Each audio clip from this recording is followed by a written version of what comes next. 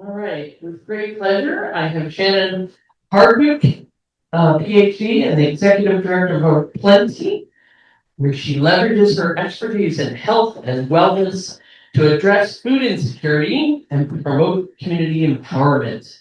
With a background in health promotion and nutrition, Shannon holds a doctorate from the Virginia Tech Health Promotion. As a dedicated leader and mother of three, Shannon is passionate about nourishing and empowering her community through Plenty's mission. This session is the inspiring story of impact and community. Discover what Plenty is revolutionizing food security, empowering individuals, fostering a healthier, more compassionate world, and hear from their executive director, Dr. Shannon, and learn how we can take part in this movement, gain insights into the innovative approaches, community-driven solutions, and tangible impact of our work. Take away valuable knowledge and inspiration to spark positive change in your own communities. Let's work together to create a brighter future, one meal at a time, one county at a time, one state, province, or country at a time. Over to you. And we have another announcement. Couple little schedule updates. We are going to take that group photo immediately after the session on patio. Yeah, make sure that our friends from Mexico can join us in early. Also, this afternoon, the Alice White doing board development. She had to leave for a family something. So that will not be happening. Instead, the panel with leaders from the community movement will take the place of track one Alice White's class workshop at 1:30. And what that means is that we're mixing the final roundtable discussion. We'll have a wrap up with Sean. We're actually going to end this whole thing about 40 minutes early. So don't worry too hard. Announcements will keep being made at the end of each session about what's coming next. But just know, taking a photo up there immediately after this, and then a couple of changes down the road. For the people on Zoom, is there a link to the flyer that you just handed out? I sent it out, but I don't think there's a link. Okay, maybe we can get a copy of it to give to the Zoom folks. Yeah, perfect. Thank you. Hi, everybody. Did everybody get a handout? Okay, awesome. My name is Shannon Hardwicke. Where's the camera? It kind of rotates. Okay, you can stand there. I can stand there. Okay. Hey, Zoom. Thank you for joining me. I was feeling really good about this when I first got here, but then I met you all. And I got to get really insecure because I was sitting at a table with somebody named Amy. I don't think you're in here, Amy. Not you, Amy, it's a different Amy. And she's like, we're a really small organization. We're on a peninsula, we're on a little island. And she's like, we only have 80,000 people. And I choked on my coffee. I'm working with 15,000 people, y'all. Like, I'm small, like we're a small town. So to just know what you all are doing and how many you're serving. And the guy yesterday, the keynote, look, he's like 800 volunteers. There's only 500 in the town of Lord. Like everybody there would have to volunteer. So I am so humbled to be here because what we are all doing, and I hope you looked at it, is pretty freaking amazing. I had a call from one of our faith-based organizations in Floyd County, 15,000, a town, 500, about 41 people every square mile. What did he say yesterday at the keynote? It was way more than 41 square mile. It was a lot. Yeah, 2,000. And you're doing so much, and I mean this in a good way, with so little land. We have 800 farms in Floyd. We have a lot of land. So it's just those comparisons that I keep making, and I know comparison is a thief of joy, but I'm not letting that happen. But I don't know, I'm just so impressed. So I hope that something today resonates and you get something out of it. That I will be honest here, I have learned more than I feel like I can teach right now. So thank you for that. Anyway, my name is Shannon. I am from a small town out in Virginia. I'm born and raised there, and we have one of the highest poverty rates in my city currently in Virginia right now. I work in a town that's about 40 minutes away from where I live, and it's in the mountains of the Appalachian. It's in the foothills of the Appalachian Mountains, and it's a beautiful, beautiful little mountain town full of farmers.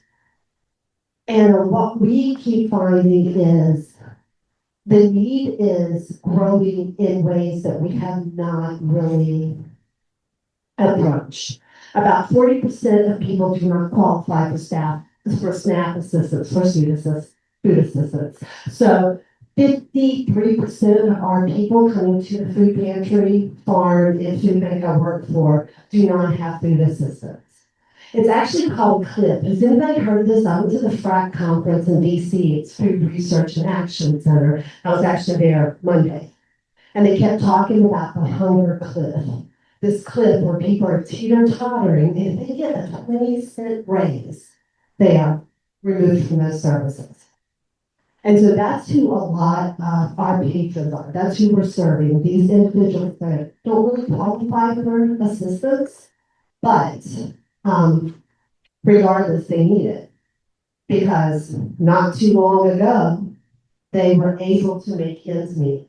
But now due to high utility costs or high gas prices, right?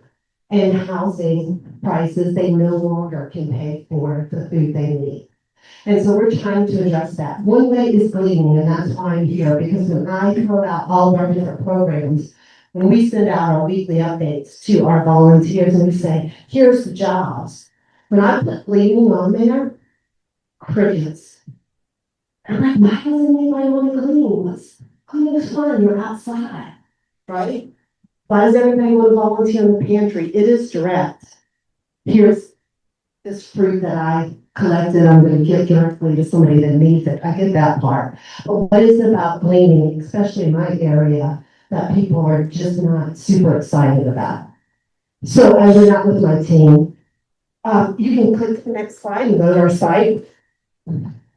So I'll be presenting primarily from our website, so you can even pull that up, Zoom people, and kind of look at it. It might take a moment to load. But the way we designed our website, me and the website developers, we tried to make a story out of it. If somebody came to it, what would they find? So if you scroll down just a little bit to that picture. Hold on, I want to try to get it bigger. Okay, thanks for Or- your help today. There we go. And so you can see our farm, I know it's right, but you can see we're on about a 17-acre farm. Now we're farming about 5 acres of that now because a lot of it is forest area. And we're also located on the Little River. So we pump water from the river to sustain our crops, which has helped us budgetary purposes, right?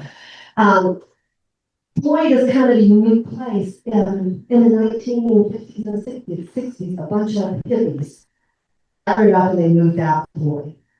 Now they lived there with the local farmers, and when the interstate access was coming through, they decided not to take it to Floyd, so we have no interstate access. It's 40 minutes to get to anywhere. We do have 2 grocery stores for 15,000, not a whole lot. Lots of convenience stores, but what we do have is farms, and farms are everywhere. That was the purpose of putting a food pantry and food bank on a farm, so we can also glean, I guess, internally, if that makes sense, off our own farm, as well from surrounding farmers. Could you scroll down just a little bit for me? So our mission is simple. We use food insecurity in Floyd County. You have to be a resident to seek our services. However, we never turned anybody away. I don't care where they're from. You give food first.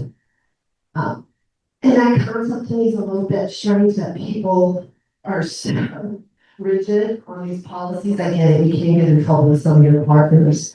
But a hungry person is a hungry person, right? And so we're always going to give food, even if you're kind of violating some of our rules.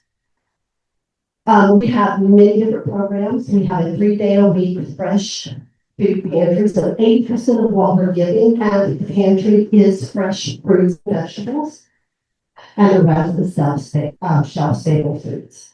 That makes it a little bit different. Most pantries have a lot of food, stable or shelf stable foods because they last longer.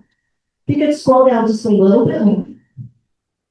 These are some of our stats, which are not going to impress you, not after a keynote speaker. Not at all. But in my area, these stats were feeding up to 26% of our population sometimes. And that's just one food bank doing that. So even though we're not impressive, I don't know, San Diego City, about the same size as Floyd, with 383 square miles. I think San Diego City's 372, with a population of 1.4 million.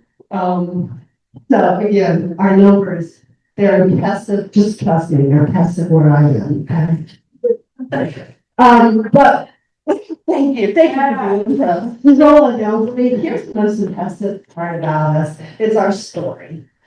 Our founder, Karen Day, she was gleaning, that's why it's kind of perfect for this conference. She was gleaning at a local farm, and she gleaned, I want to say, so I think up to like 100 or 200 pounds of greens from this farm that were left over. It was a lot. Greens, we know, do not raise much as pumpkins or squash per se. She took it to many local food pantries, community action centers, and tried to donate this. No one had the ability to take this from her and distribute it at the time. So this stubborn lady, literally, I mean, can you imagine? I can't donate my greens, so I will create an entire organization where we can do nothing but donate. And that's exactly what her and her partner did. From that moment, from her not being able to find a place to donate gleaned material, she started Plenty Food Pantry, Food Bank, and Farm. And I'm kind of like our keynote speaker. And again, it makes me so insecure because I'm like, what kind of person does that? Like, someone said, I can't get online, I give up. I don't get those minutes, you know? So, I don't know, just so impressed by what she did. We started off in 2008. We moved around all through the county until they purchased the farm. We were all volunteer-led until 2016 when our founder got sick and they had to move away. And then they established a nonprofit. And from there, you'll scroll down for me, we have 5 staff members. I have an assistant ED, a pantry manager, Brad. Sean is our part-time farmer. This guy's farming 17 acres of farm by himself, part-time. And he's yielding more than we've ever had from a farm. So when we think for a moment, one person can make a huge difference. I mean, he's feeding a large percentage of our community on his own, with his own efforts. And then Zachy is our pantry assistant. We also work with 73 volunteers a week. And our gleaning practices need to improve. It's just that simple. I know we go out and glean pumpkins, for example, from a local pumpkin farmer. Our food numbers, our pounds of weight increase double, triple during those months that we glean versus other months that we don't. A lot of our focus is on food rescue, which we know sometimes the foods we rescue, like from Food Lion, are not as, they're not as beautiful, first of all. And they're not as sometimes healthy, they're not as fresh as those things we can glean directly from our farm. And this is really important to me because I think a lot of our population that are facing food insecurity, there's a huge shame factor there for them. And we are able to, at our pantry, put out these beautiful products that you would see at a farmer's market, for example, for our patrons. And it's just a sense of, I think, love to them. They get to feel like everybody else, right? Just for a moment. And that has made such a difference. Our retention rate on our volunteers, I'm pretty proud of this, we're at 95%. I want to say the national is 60% or lower, so we lose about one in three. And one of the reasons I think we retain so well, I mean, the only reason people leave, we have an older population, is they get injured, not plenty. I have those, that liability down really good. They get sick, they pass away. Or unfortunately, sometimes have to ask somebody to leave. Maybe they're just not a great fit. But that's the only reason they're leaving. We have such a connected community. I mean, you cut off interstate access from a bunch of hippies. I'm not kidding. These people have made something beautiful in Floyd. It's a very artsy community. Music, everybody you will run into, you can't meet somebody that doesn't play the banjo. I tried. But what they've done there and the way they support their community. Many of our patrons are also volunteers. Many of our volunteers are also patrons. All my board members are volunteers. And we have 100% donations from our board every single year since I came on board. Last year, they donated over $31,000 just to the organization, and that's not the other donations we went out looking for. So I'm pretty proud of our connection. I don't think I have a lot to do with it. I really think it's a Floyd thing, and they asked me to come on board. I got to just join such a tight-knit community. What I'm trying to figure out is how do I get this tight-knit community to go and glean and increase, triple, double our numbers monthly. And and I've learned so much here about that and connections and building, and I'm going to be using that toolkit. But if you also have your own ideas or ways you see how you encourage people to join this glean, I would love to hear from you. Anything you're doing in your organization where you're like, this made a difference. We food rescue 364 days a year, twice a day. That's from our local food line. So I can get food rescuers. Why can't I not get gleaners? What is it? We did a survey recently. And like I said, Floyd's a farm town, right?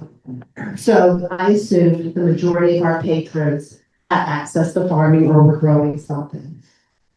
We did the survey, 53% of our patrons are not growing anything. And I was shocked because we are in a farming area. Just about everybody has some type of land. We do have a little bit of a housing crisis in everybody, and we do have a large unhoused population, but in a rural community, it looks different. These individuals are camping in the woods, so you don't often see your unhoused. So how do I get those amazing volunteers that will pick up from food line 364 days a year, twice a day? How do I get them to choose gleaning over some of these other opportunities? What do you think? Anybody else want to talk for a minute? I'm getting a little sweaty up here. Anything working for you? I can look it up now. Okay. I live in the country. Okay. I live everywhere. Okay. But essentially DC. Oh, DC. Okay. Fairfax, so, or the Okay. Falster, I was, yeah. So how close is Richmond? Is there anything that you could do with the community colleges or the universities? That's a great comment. So we're about 3.5 hours from Richmond, about 5 hours from DC. And we have tapped into some of our local resources, like our community colleges. We actually have what's called an ACE program there. I don't know if you all have it, but it's where students can get free tuition if they volunteer. And if you don't know if you have this, look into it. We have got some of the best volunteers through this. We call it ACE, but it literally is free tuition for community colleges. And these students only have to volunteer 40 to 80 hours. So I'm not kidding. Fall comes around, we have so many students volunteering because they're trying to get that free tuition. And they're excellent volunteers. Heck, you want technology help? Find a young college age student. You know, they'll stick you on TikTok in a minute. I don't really know what to do with it once I got on there, but What was the name of the program? ACE. ACE. ACCE. I think it's like American Revenue. I can't remember. ACCEE. ACCE. Thank you. Yeah, you're welcome. So we have tapped into some of our local community, for community service. We're very open to that. And I've attended quite a bit. We are second chance hirers, just means that we're willing to give somebody a second chance, even if they've been incarcerated. So we have really opened up those pathways. But again, when you're in a small town, you're dealing with a limited number of people. So other than making more people in that area to volunteer, we're kind of, trying to figure that piece out. Because we are becoming just a little bit overwhelmed with the amount of patrons we're serving. Since 2020, since COVID hit, our numbers, like many of yours, have done nothing but increase, right? Over time, absolutely. So we've really tried to figure out how do we mitigate that increase in patrons. And then when the government shut down, we had about 839 families on SNAP in Floyd. And when those possible funding was going to be yanked or pulled away, we had astronomical numbers at the food pantry. So glad we were there to serve people that need us, right? But that really does put a strain on your food pantries. I don't know any food pantries that are prepared for, that's double than what we see a week at our food pantry, right? So even being prepared in those ways in such an easy and inconsistent economic climate, like what's going to happen next? What are our needs going to be down the road? So just some of the challenges we're facing. It's funny to me that sometimes you can do the most minor things and those become really moving and inspiring. So the farmer and I met recently, and again, he's doing 17 acres on his own, part-time farmer, 20 hours a week. Because that's what our budget allows right now. And he started something called a farm school. So we targeted homeschool groups. We have a lot of homeschoolers in our area, a lot of faith-based organizations that are homeschooled instead of using public schools. We have 22 to 30 kids that show up monthly. And I'm not kidding, those kids work. They have planted potatoes. They have yanked up all of our carrots. So just being able to supplement some of that workforce with local volunteers has been a game changer. But I guess my big thing here is we've been able to do a multifaceted approach in a very rural community that doesn't have, for example, we have one cleaning organization. We do not have any employed. Plenty's the cleaning organization employed with our 7 to 10 volunteers that go out maybe every few months. In the River Valley, we have something called a Clean Team, and that's a local Virginia Tech professor and his students that clean for the entire area. So not having the supportive network that some of these larger places have, we're lacking. And plenty children to make up for that lack of resources, I guess. And one of the ways we are doing that is just a different approach through education, through creating opportunities. And it's fascinating to me how hard this is, even though everybody wants it. At the FRAC conference, I learned 85% of Americans want some type of help with food insecurity. But the fact that we are still struggling to meet those needs is fascinating. It's not that we lack the resources, we kind of lack the conviction, especially in certain areas. And how do we keep moving forward, feeding the people that need it, but also mitigating all the different challenges that are coming at you all the time. At that FRAC conference, I also learned this is the most competitive time in nonprofit history for grants, for funding. We're seeing record numbers of low grant approval than we have in the last 25 years. So those are more challenges on the horizon that we have to face. And how do we do that? We are doing it through a lot of our volunteer supplementation and using volunteers to help us fill that need. Because these 5 people are working all the time, trying real hard not to get burnout. Anybody experience burnout? Anybody on the borderline? Anybody burned out right now? I get it. It's like one of those things, it's like filling something that is going to empty within seconds, right? Filling the pantry, and we're so proud, and we got all the shelves full, and then we have pantry, and we're back where we started again. So the cycle of filling and emptying over and over again, and how sustainable is that?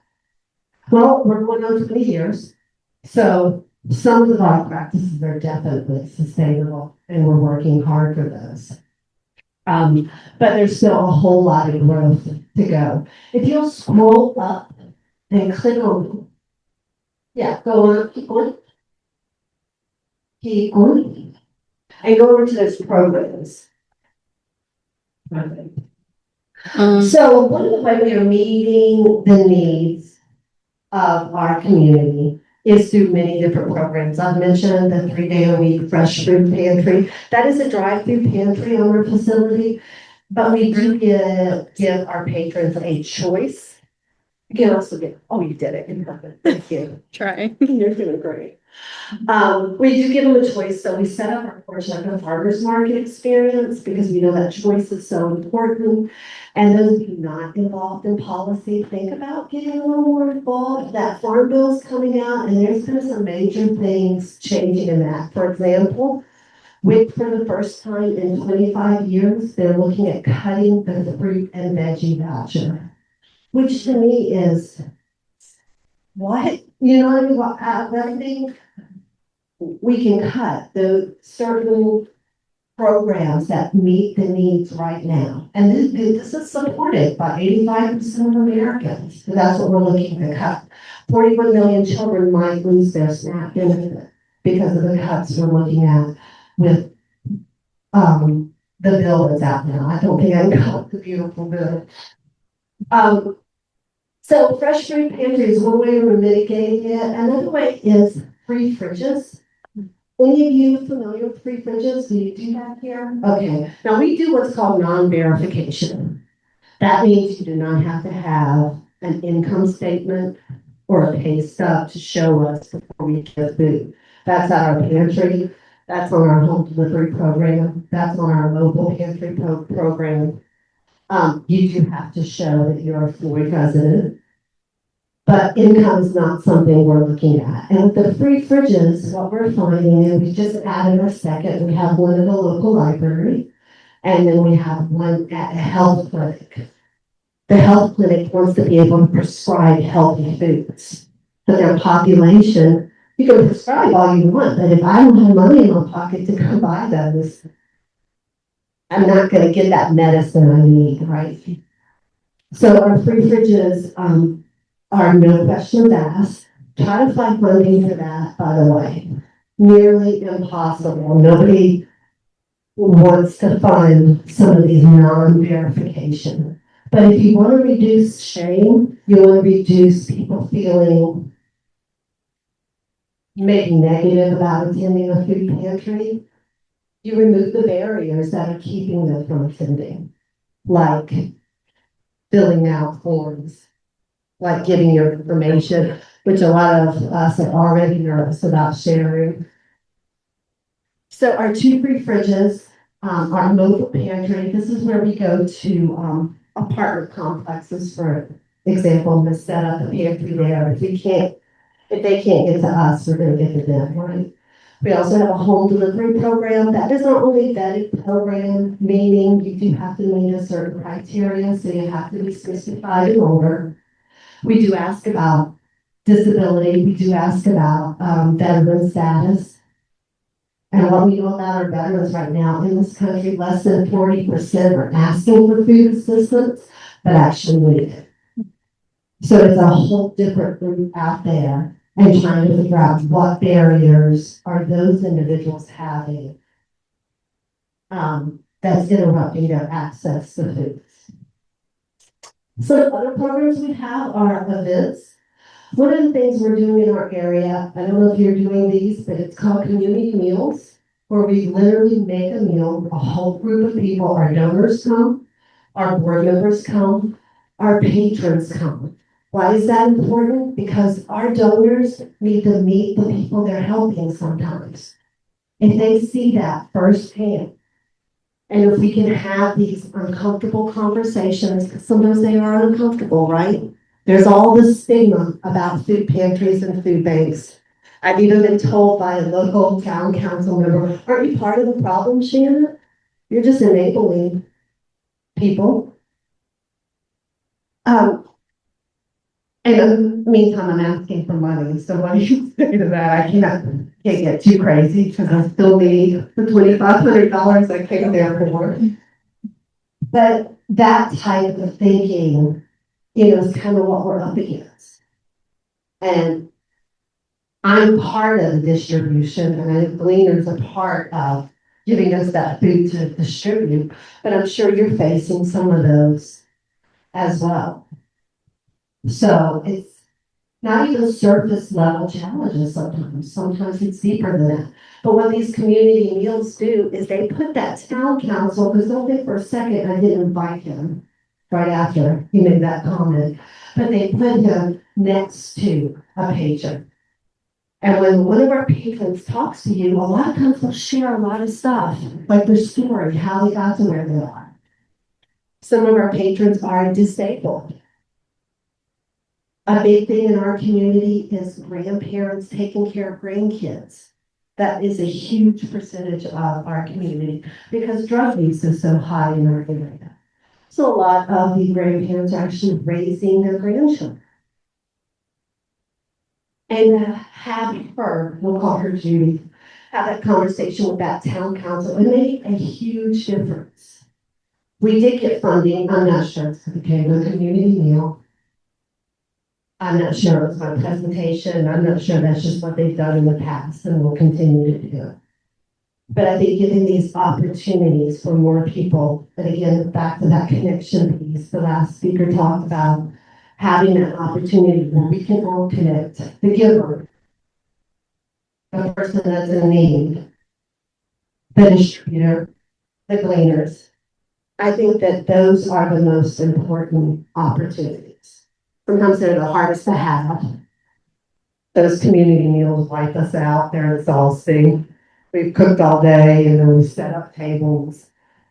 But I see so much growth in just those opportunities. So we've seen a big deal, a big change there. The last piece that we added is our own farm. And although farming is expensive in our areas, and some of those farm bills, some of the farm bill subsidies were cut for the smaller farms.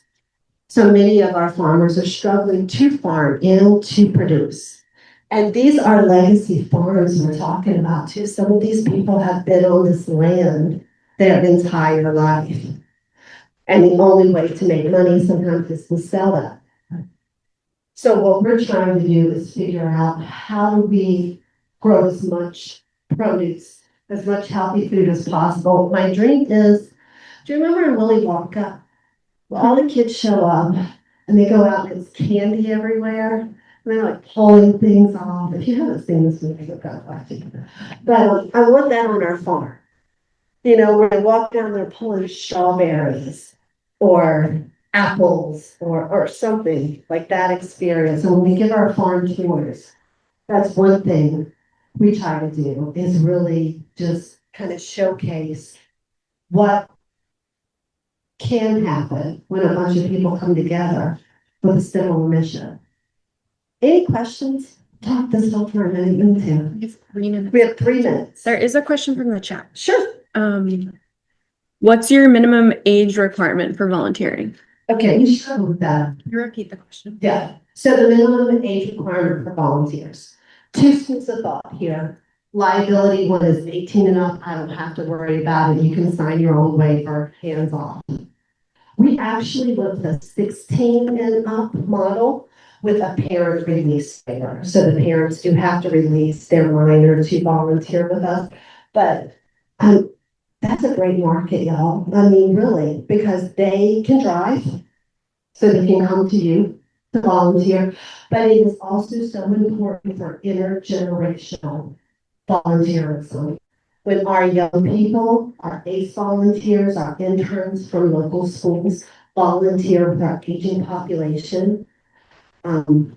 Libby was our last intern from Bradford University, and she made such a connection with Velva, one of our long-term volunteers, and I'm making they're always texting each other and sending pictures, and they stayed so connected.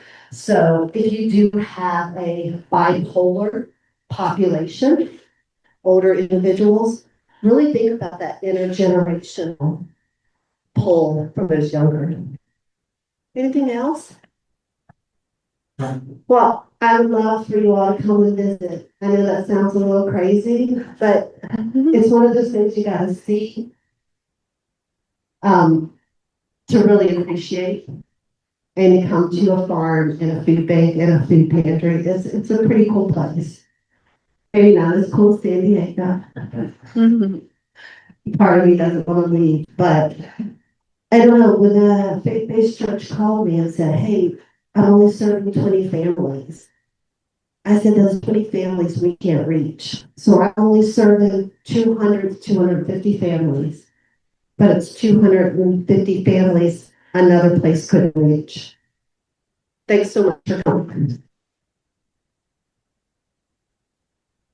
Wonderful. Here's a little gift for you. Yeah, that's great. Awesome. Thank you, Dr. Hardwicke. Great presentation, lots of passion there and